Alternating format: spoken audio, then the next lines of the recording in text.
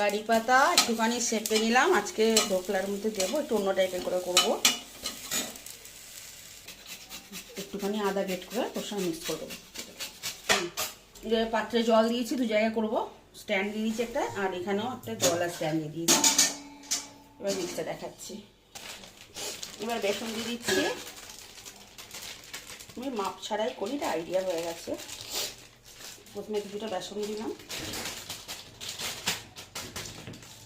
তার মধ্যে একটুখানি সুজি দেবো, গন্ধ সুজি একটু দিলাম, অল্প পরিমাণে, বেসনের থেকে কমই দেবো। এবার দেবো এর মধ্যে একটুখানি বিট লবণ,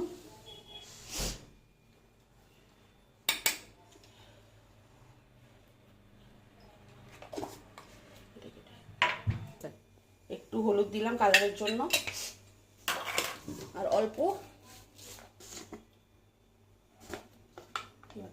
চিনি দিচ্ছি, একদম অল্প একটুখানি চিনি দিয়ে দিলাম, টেস্ট ভালো চিনি।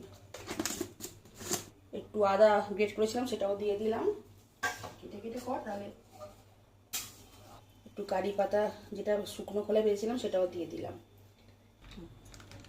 টক দইও দিয়ে দিচ্ছি এর মধ্যে।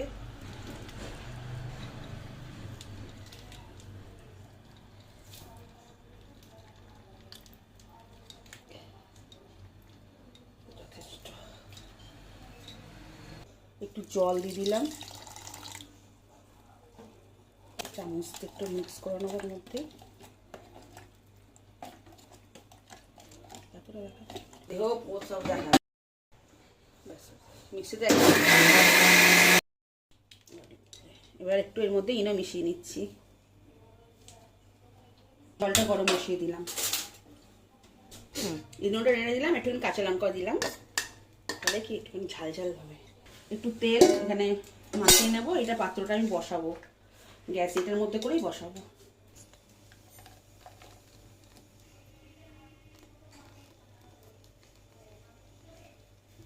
এবার দিয়ে দিলাম, এবার পাত্রটা আমি গ্যাসে বসিয়ে দিচ্ছি 15-20 মিনিটের জন্য।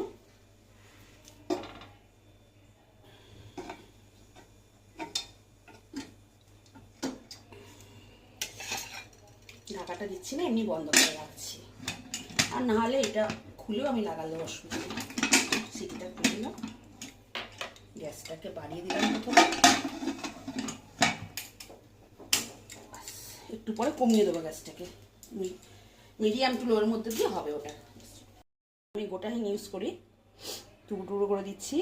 গুঁড়ো হিং যারা ইউজ করেন গুঁড়ো হিং দিতে পারেন, খুব ভালোই হবে সেটা, আমি ফ্লেভার বেশি ভালো পাই এটাতে,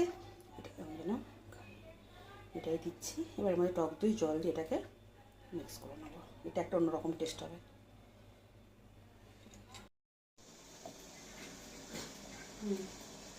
মোটামুটি কমপ্লিট হয়ে গেছে, এটা ঠান্ডা হলে বার করবো। কড়াই দিয়ে দেবো,